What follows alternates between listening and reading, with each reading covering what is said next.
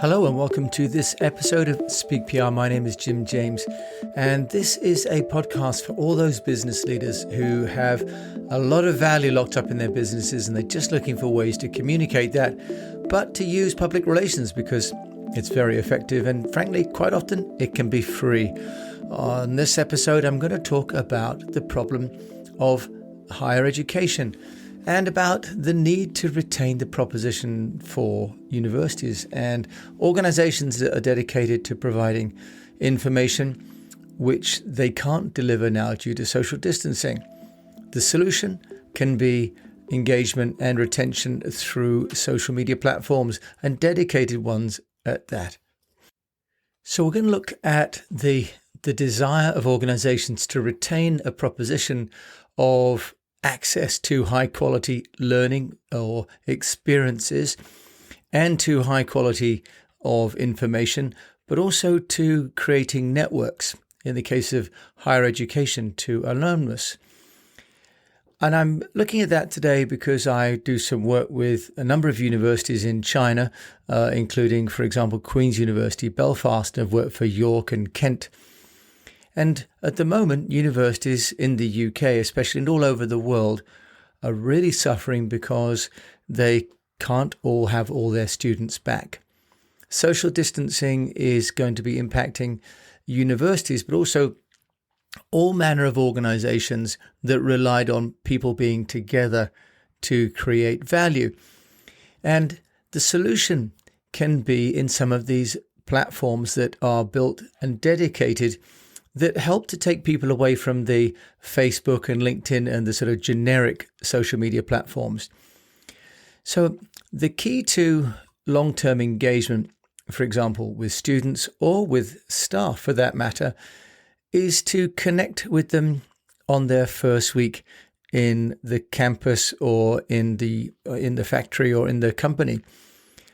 So when students or members of the team join a new company, there's already a network there.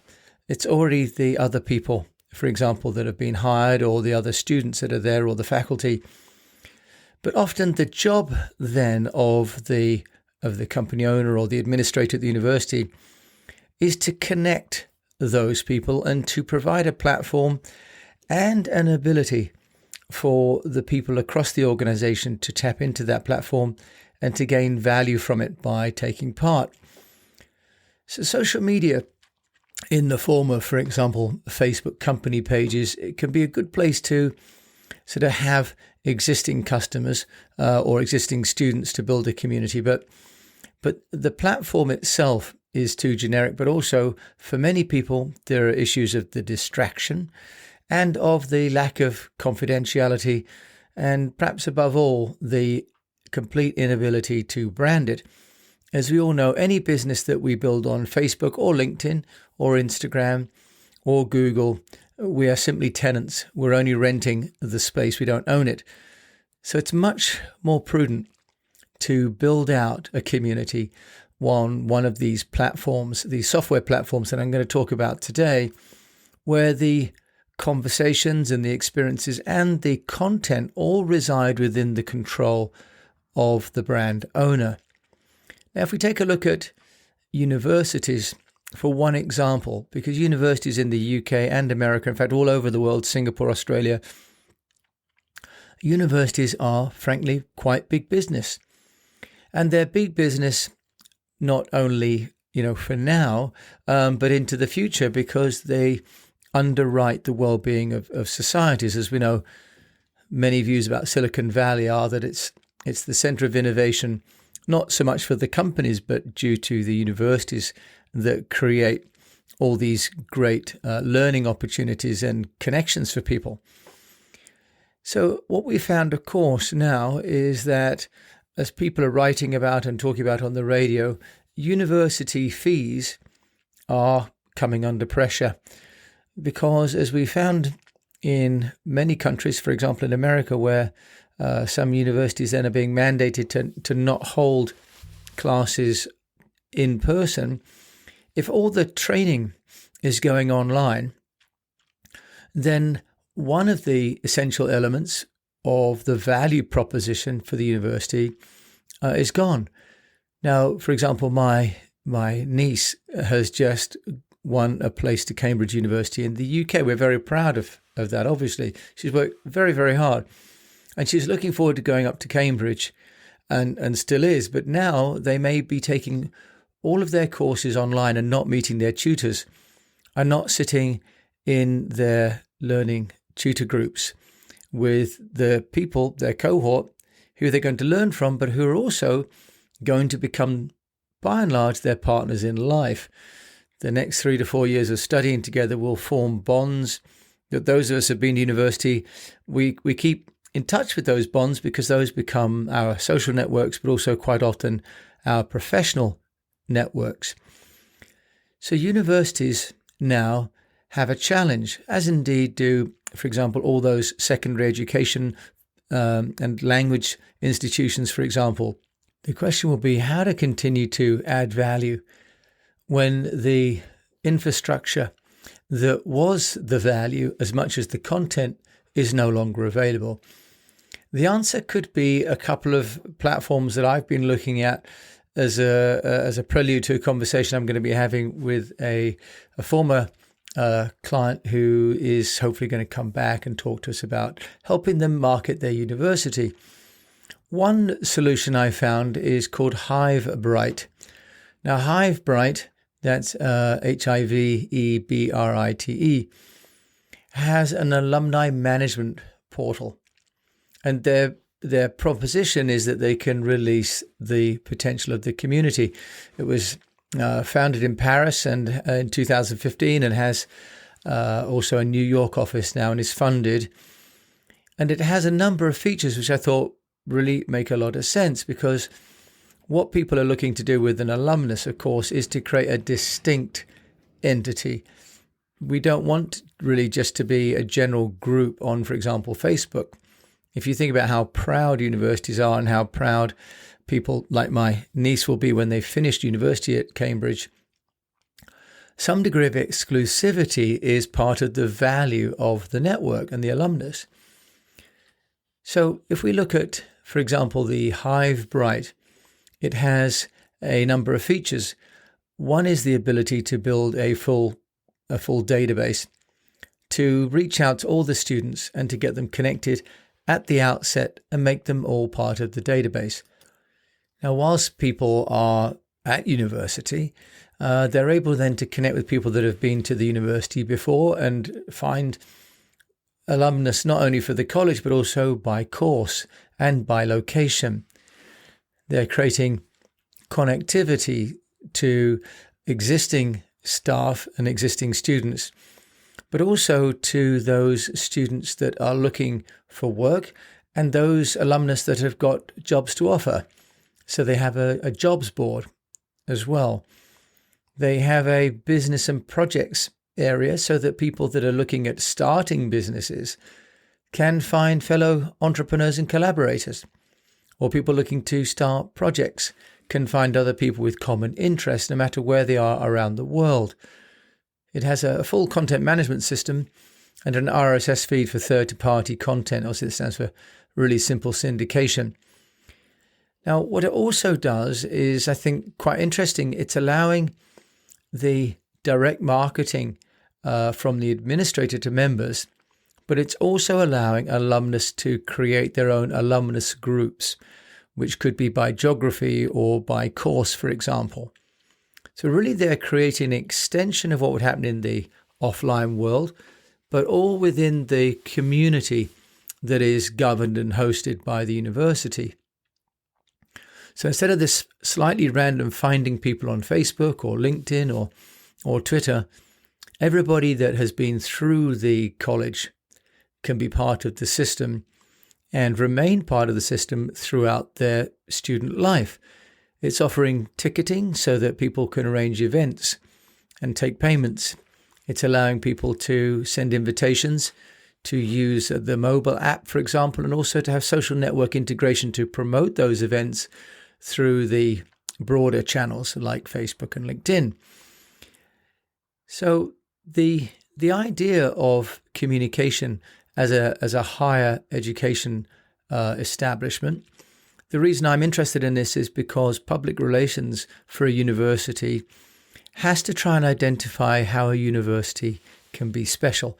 How does it differentiate in a world where everybody is looking at online learning from companies and courses like Coursera and Udemy? So what we're looking at is joining tribes when we're going to universities more and more. So this idea that a platform like HiveBright can create a community throughout the lifetime of students fulfills part of that brief. They also allow membership programs, which is the other part of it, that universities, especially in America, and I went to Manchester University, and that's now reaching out more aggressively as well, getting alumnus to donate funds. And HiveBright allows people to administer membership and alumnus programs. And apparently, one statistic I found via a group called Blackboard shows that 83% of millennials gave a gift to a university in 2012, up from 75% in 2011. In other words, millennials are a generous group. They're donating back to their alma mater. So companies and platforms like HiveBright are creating not only communities, but revenue streams for the university to engage with people for a lifetime. Now, they're offering some solutions, and their solutions compete, of course, with others. Another service is one called Tribe, and tribe.so it is, says on its own website that it's a good alternative to Bright Hive, but it's not as good at the alumni management as HiveBright, possibly due to some of the custom modules like the student-led modules or the memberships, for example. Tribe says it'll give your brand a social dimension and includes features like gamification so that people that take part are rewarded for their contribution. In terms of pricing, Tribe claims to offer a free plan for 500 members and then has a premium membership plan for $249 for up to 500 members on that. And the HiveBright pricing, which isn't on the website, but I found is about $500 per month for a basic plan. Now, Capterra has both of these side by side and ranks HiveBright at 4.6, and users on Capterra have ranked Tribe at 4.7, which frankly for me is close enough to be just differences of opinion.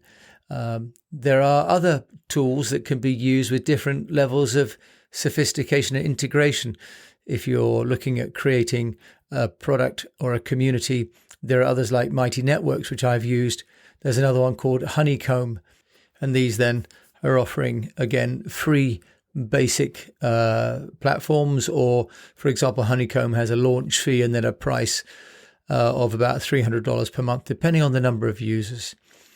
So the key point really is that communications now can be really managed within communities or tribes, as Gladwell obviously coined this term of really marketing to tribes. And a university alumnus really is a tribe. It's a group of people who decided to attend a particular institution in the same way that people that joined a particular company. I know that people that have joined IBM, for example, or Microsoft, or some of these big brands, have a real affinity and a real loyalty to that company. So one way to start to ensure that the company has a community is to work with a dedicated platform, which is not a platform for workflow. It's not a Slack or an Asana. It's not a tool for productivity, but it is one for community. So the idea here that public relations would involve 3 audience groups is one that in our Speak PR program I like to talk to. And what we like to think about is the 3 audiences being the internal, the partners, and the external. Obviously, the community is the internal. And The reason it's important to have a platform is because they will have very specific and sometimes private communication needs, but also a key part of a community is to foster communication within the community, not top down, but from person to person. And a platform like HiveBright allows that to happen. Now, in the case of students, for example, as we know, the best ambassador for a university is a former student. So getting existing students to sign up to a platform like HiveBright, for example, or Tribe, at the beginning of their experience is key, because it's hard to catch them once they've left and started looking for work. And from a public relations point of view, if a university is starting to create a platform which enables the community to exist regardless of whether the students are going in and out of the building, regardless of whether they're meeting their cohort directly or not, or seeing, for example, the lecturer in person, the community bonds that can be created through social can also be very powerful. As we know, people are doing that through conventional, mass, generic, white label platforms like Facebook. But they can also now do them through these dedicated community marketing portals as well. So there are a few key learnings that I've seen. And one mistake being made is not identifying the institution's needs. So let's look at that the other way. The first tip is to identify your institution's needs before deciding which platform, because as we've seen, the difference between HiveBright and Tribe, for example, is going to be in some of the modules and the functionality. Now, setting measurements is the second point. How are you going to measure the performance and the activity of this community and individual members within it? The third is to ensure that you understand the value that there is within this community and this network for the people within it. How to take them away from traditional Facebook, LinkedIn, and get them to play a part in this particular closed community. Then to ensure there is still a human touch. Although some of these platforms are using AI, for example, to drive connectivity and amplification of content, it still needs to be, like any community, one that has rules and guidance and facilitation by people. The next, number 5, is that a one-size-fits-all approach to content is not going to work. Different personas, different avatars will have different needs. A first-year student and a final-year student will have different requirements. A new member of staff in one facility will have different requirements to an established member of staff in another facility, for example. And finally, the key is to make sure that the platform is user-friendly. Now, these platforms that I've mentioned today already do everything that you might want them to do and more, quite probably. So building a platform is no longer required. Specifying and engaging, and then using that platform to put in there the relevant content and make it engaging is going to be the job at hand. And that's why I mention it as a public relations function, because public relations talks to internal and partners and external audiences. The internal audience really can be seen as a community. It has a certain kind of message that it needs. That message needs to be dynamic, and it needs to then be aligned with what the external audience are hearing, because the best possible ambassadors for your university or your business will be your current community and the people within that community. So I hope that this podcast gives you